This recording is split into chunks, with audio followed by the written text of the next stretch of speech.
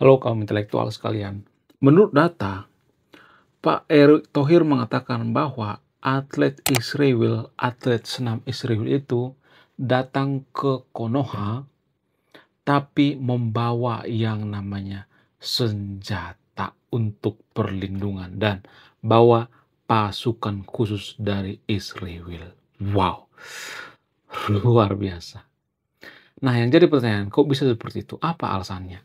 Jadi banyak tuh ya warga Konoha mengatakan bahwa kalau atlet daripada Israel ini datang ke Konoha dengan membawa perlengkapan misalnya, bawa senjata misalnya, bawa pasukan khusus dan lain sebagainya, nggak usah datang sekalian gitu ya. Banyak warga Konoha yang mengatakan seperti itu.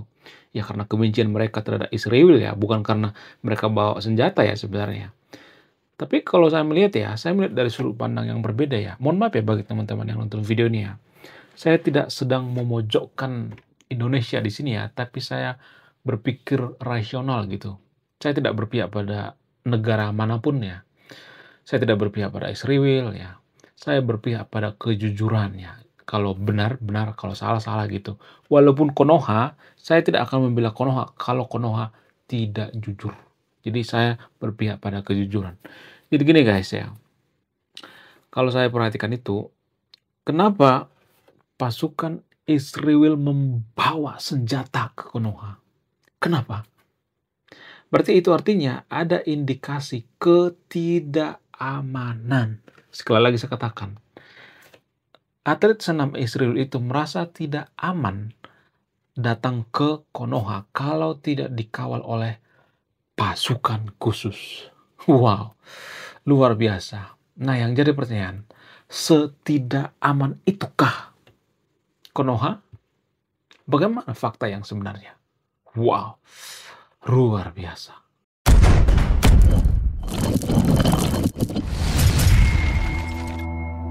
Menurut data ya, setelah saya memahami ternyata Indonesia itu nggak masuk 10 besar negara paling damai di dunia. Nggak masuk. Cek data. Jadi Indonesia itu bukan termasuk negara paling damai di dunia. Kenapa bisa seperti itu? Ya salah satu contoh misalnya, bayangkan ya, kota amal yang ada di masjid bisa hilang coba. Bayangkan. Kota amal yang ada di masjid bisa hilang. Jangankan kota amal, sendal juga bisa hilang di masjid. Bayangkan coba. Jadi itu artinya kita itu sudah krisis yang namanya kepercayaan. Lalu kenapa atlet atau orang-orang Israel mau datang ke Konoha itu harus bawa pistol misalnya, bawa senjata, kemudian bawa pasukan khusus misalnya? Ya karena mereka nggak percaya gitu. Kita itu bukan negara yang dipercaya oleh Israel gitu. Kalau boleh jujur ya, mohon maaf ya bagi teman-teman yang nonton video ini. Saya juga tidak menjelaskan semuanya ya. Saya tidak mengatakan bahwa semua orang Indonesia itu tidak jujur. Saya tidak mengatakan seperti itu. Tapi menurut rata-rata, menurut data, bahwa negara kita itu tingkat kejujuran itu sangat rendah sekali. Ya, apa alasannya? Ya, buktinya kalau kita perhatikan ya, di Indonesia itu kan rata-rata rumah pakai pagar kan. Itu indikasi guys. Kalau orang Indonesia itu jujur bisa dipercaya, kenapa rumah-rumah di Indonesia itu harus pakai pagar gitu ya, sampai menjulang ke atas gitu. Kenapa? Ya karena orang Indonesia itu krisis kepercayaan. Kalau kita bandingkan dengan negara yang paling maju di dunia, misalnya seperti Swiss misalnya, Norwegia, Finlandia, negara paling aman di dunia. Nggak ada tuh pagar setinggi tembok menjulang ke langit, nggak ada tuh. Jadi itulah indikasi bahwa negara kita itu tidak aman dan nyaman.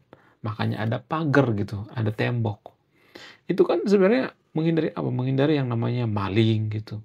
Menghindari yang namanya orang yang mencuri gitu ya, orang yang tidak jujur gitu. Makanya dibikin yang namanya pagar ya.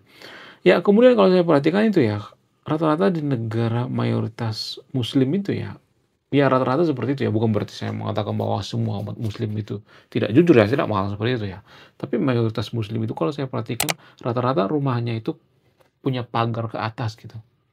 Seperti di Arab Saudi misalnya. Arab Saudi kan pagarnya itu tinggi banget ya. Nah, yang jadi pertanyaan, kenapa orang Indonesia itu krisis yang namanya kepercayaan dari negara luar? Apa alasannya? Ada banyak faktor sebenarnya. Faktor yang paling mempengaruhi itu kalau boleh jujur ya, faktor yang paling mempengaruhi itu karena pengaruh daripada budaya luar. Jadi DNA orang Indonesia itu DNA orang jujur tahu sebenarnya, guys. Buktinya apa? Buktinya zaman dulu ya. Zaman dulu kita itu tidak ada yang namanya kasus-kasus pencurian gitu. Kenapa? Karena nenek moyang kita itu mengajarkan yang namanya kejujuran. Ya, nenek moyang kita tidak pernah mengajarkan yang namanya mencuri gitu, nggak ada tuh. Nggak ada sejarah seperti itu.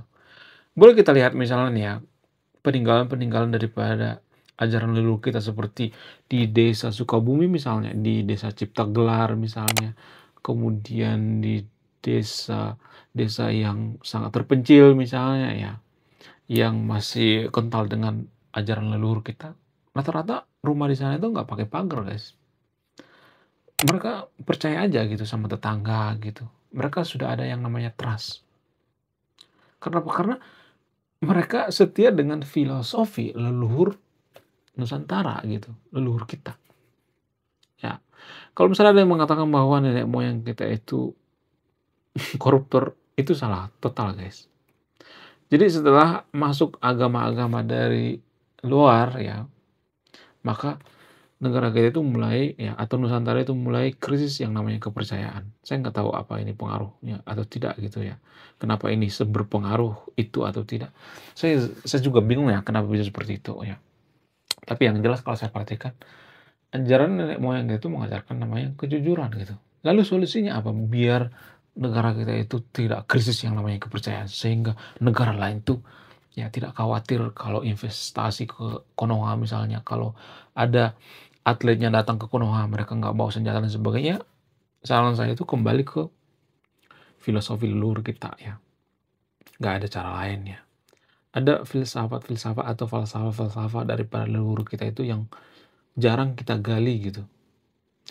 Disclaimer on ya, saya tidak nyuruh yang nonton video untuk meninggalkan agama ya, bukan ya. Saya tidak nyuruh yang nonton video untuk menganut agama lokal, enggak ya. Tapi ada satu hal yang kita lupakan anak muda zaman sekarang ini, apa itu? Falsafah leluhur kita. Jadi kita itu sudah meninggalkan yang namanya falsafah-falsafah leluhur kita. Dari Sabang sampai Merauke itu, falsafah leluhur kita itu ya mengajarkan yang namanya kebaikan, kejujuran gitu. Cuman ya, kita tuh terlalu silau gitu dengan ajaran-ajaran dari luar gitu, ajaran-ajaran dari budaya negara lain gitu. Terlalu silau sehingga apa? Sehingga kita paksakan gitu, ajaran dari luar kita paksakan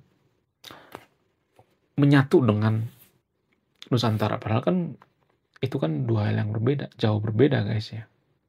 Itu permasalahannya. Tapi bukan berarti saya mengatakan bahwa kepercayaan-kepercayaan dari luar itu mengajarkan yang namanya berbohong, bukan ya. Tapi di sini saya melihat ada semacam krisis identitas ya. Bahkan pejabat-pejabat di Konoha juga saya melihatnya semakin hari itu semakin terlalu fanatik dalam beragama gitu. Berlebihan dalam beragama. Harusnya kan negara nggak boleh mengurusi yang namanya urusan agama kan. Nggak boleh dong. Karena agama itu kan privasi. Jadi kalau Israel dengan Palestina itu ribut, itu kan privasi mereka kan. Kita kan nggak ada hubungannya gitu. Kalau misalnya ada yang mengatakan kan banyak tuh orang yang meninggal tuh di Gaza dan sebagainya. Oke lah kalau misalnya ada yang mengatakan seperti itu ya. Saya juga tidak mendukung yang dilakukan oleh Israel. Tapi kan justru karena kita seagama, seiman dengan orang-orang Palestina sehingga kita dukung mereka mayoritas ya. Kalau Palestina itu mayoritas Hindu, Buddha misalnya atau Kristen, apakah kita menolong mereka? Enggak lah, enggak mungkin lah. Apakah pemerintah kita speak up? Enggak lah. Buktinya di negeri itu banyak tuh kasus kasus kekerasan tuh. Tapi pemerintah kita tuh diam aja, mingkem aja, bungkam ya. Saya juga nggak tahu kenapa bisa seperti itu. Jadi kemanusiaan kita itu, kemanusiaan pemerintah Konoha itu adalah kemanusiaan yang tendensius gitu, yang ada hubungannya dengan agama. Jadi mohon maaf ya, kita itu sebenarnya sudah jauh dari ajaran leluhur kita, sudah sangat jauh sekali ya.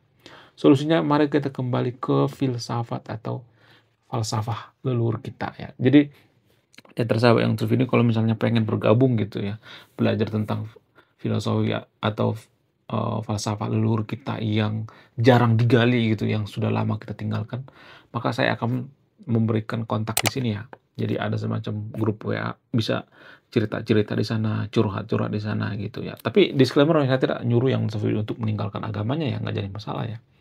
Yang jelas ya, nggak ada satupun negara maju di dunia ini bisa maju kalau mereka membelakangi ajaran leluhur mereka, membelakangi filsafat atau filosofi leluhur mereka. Itu inti daripada kemajuan bangsa kita, tapi itu kita tinggalkan ya. Ya, jadi kalau mau gabung ya, saya akan tampilkan di sini nomor WA-nya dan silakan masuk atau gabung ya, diskusi gitu ya. Jadi kita di sana diskusi itu bukan diskusi sok jago gitu ya, sok berpengetahuan, bukan seperti itu, tapi diskusi mencari yang namanya kebenaran gitu. Jadi kalau kebenaran kita itu misalnya ya dikritik oleh orang lain, nggak boleh marah gitu. Ya, kita diskusi ilmiah gitu. Kemudian ya, bagaimana dengan tanggapan Israel terhadap penolakan daripada atlet yang dipersulit oleh pemerintah Konoha melalui visa gitu ya, visanya nggak dikeluarkan. Ya marah lah ya, seperti yang saya bahas di video saya sebelumnya. IOC atau IOC, International Olympic Committee. Jadi memberikan sanksi yang sangat gede sekali, yang besar sekali terhadap olahraga Indonesia. Dan kita tidak bisa menyelenggarakan yang namanya ya olahraga bertaraf internasional. Kalau saya perhatikan itu ya, mungkin anak-anak muda atau Gen Z atau Gen milenial itu nggak terlalu speak up ya pada saat seperti itu. Tapi kalau saya perhatikan itu, mereka tuh nggak terlalu menggabungkan yang namanya politik dengan urusan olahraga dan lain sebagainya gitu. Jadi saya yakinnya bahwa Pak Prabowo tidak bakal menang lagi nanti di periode sebelumnya gitu. Selanjutnya maksudnya, bukan sebelumnya. Apalagi kalau KDM calon.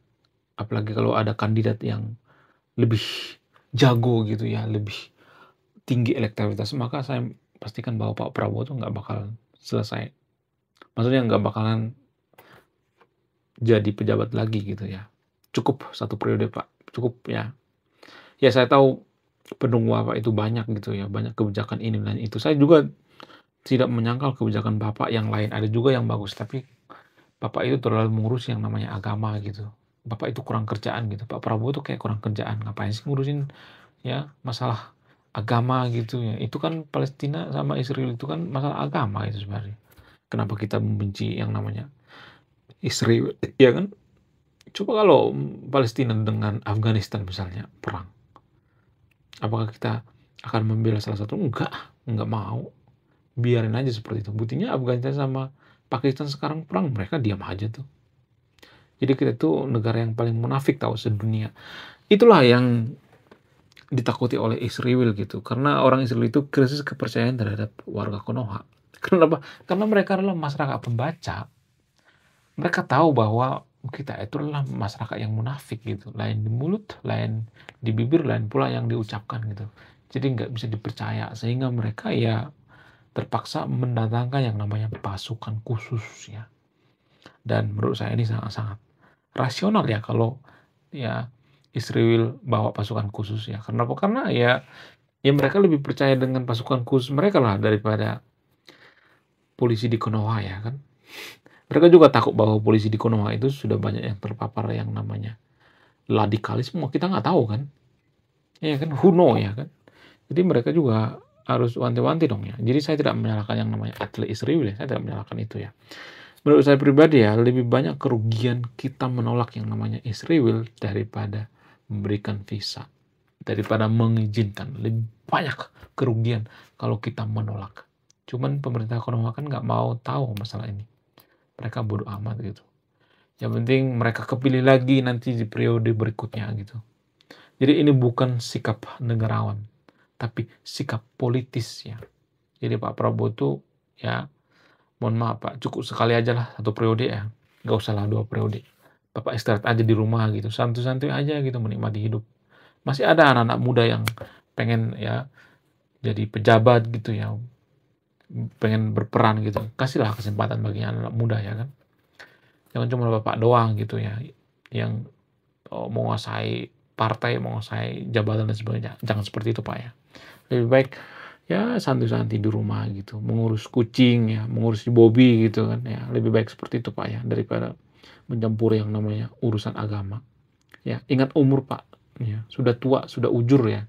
Jadi karena kita terlalu fanatik berlebihan dalam beragama sehingga kita mendukung yang namanya Palestina, maka menurut saya itu ini semacam kemunduran dalam berpikir, guys, ya. Kalau saya perhatikan, kita tuh banyak kemunduran, guys, ya. Harusnya kita netral dong ya, jangan berpihak gitu. Jangan karena seagama kita mendukung gitu. Jadi menurut saya ini ada kemunduran yang sangat signifikan ya. Dalam teknologi kita mundur ya, kemudian pemikiran mundur gitu.